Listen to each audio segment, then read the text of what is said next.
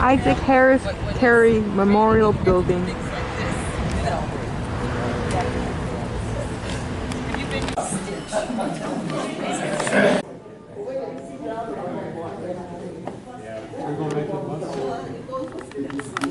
Gentlemen, we're going to pull up and we're going to get off. You want me to say something on it? No, I'm okay. It's Lexington Battle Green. It's the first Battle of the American Revolution. Thank you. Go ahead, I'm feeling I'm going to...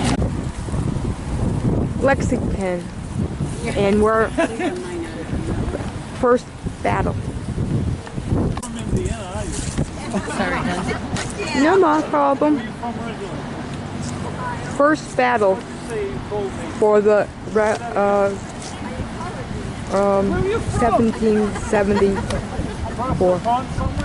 Battle of the American Revolution was fought at 5 o'clock, April 19, 1775. And as I said, it's basically the same size now as then, except it was a little wider because the roads around it weren't as wide. And what we're going to do is, to better understand why it happened, we're going to go a little further back in history. So we're going to talk about the original 13 colonies, okay?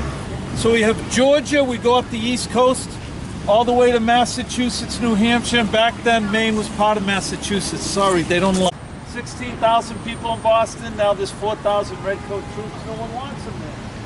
So that 700, wow. You think King George III is a little pissed off? Now they're gonna...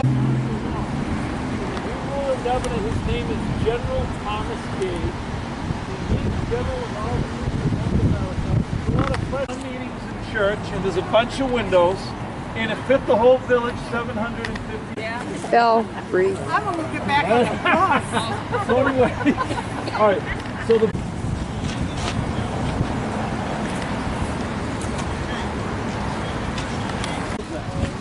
Now, years ago, you couldn't do it at home at night.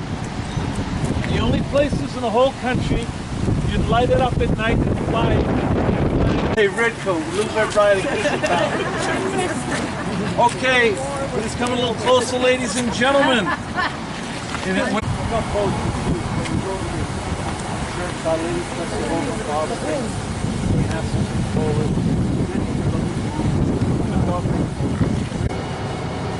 Can everyone hear me? Okay. Memorial.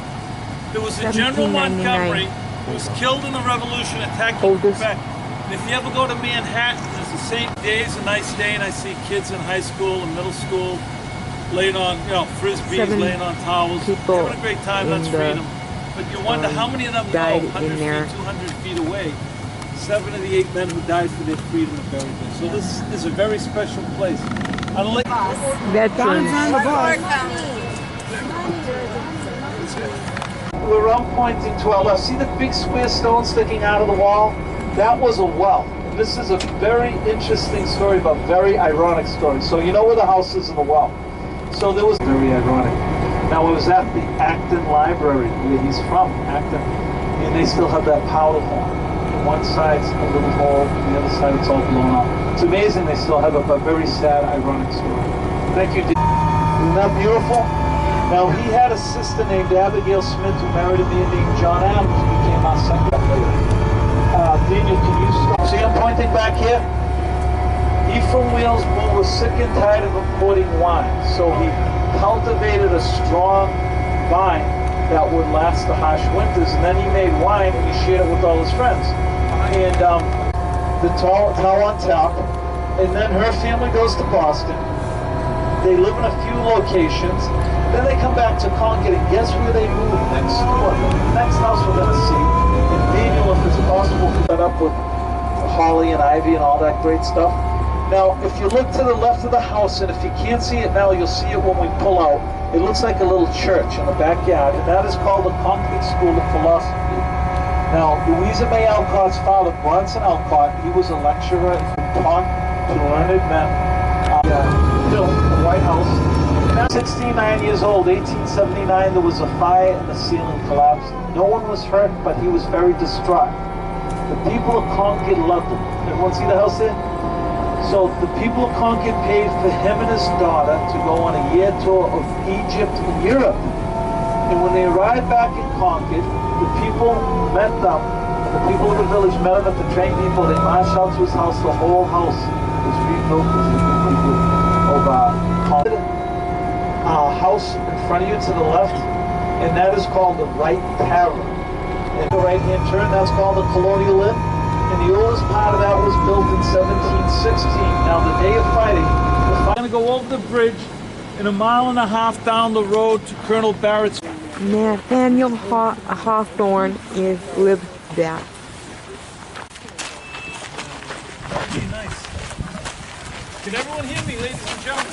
Okay, I'm going to read what this says, and then I'm going to explain it a little bit. It says, here on the 19th of April, 1775, was made the first forcible resistance to British aggression.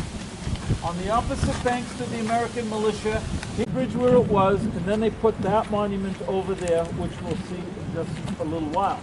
Died to keep the past upon his throne. Unheard beyond the ocean tide, their English mother made her moan. Sad poem. Concord River. I said Concord. Then I saw on TV the new jet they call Concord. Can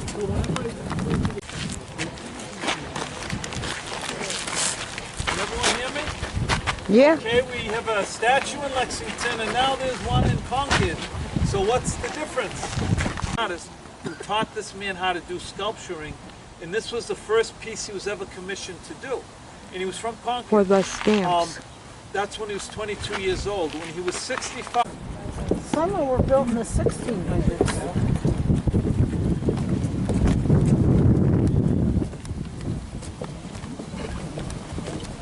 We didn't have unemployment. We didn't have Social Security. People were starving. Joined the King's Army. We're big too. I guess they didn't grow up on a farm. They see a cow, they have whatever. Okay. Here for our vets who have kept us free in the world. All right. Thank you all very much. And I have one more joke.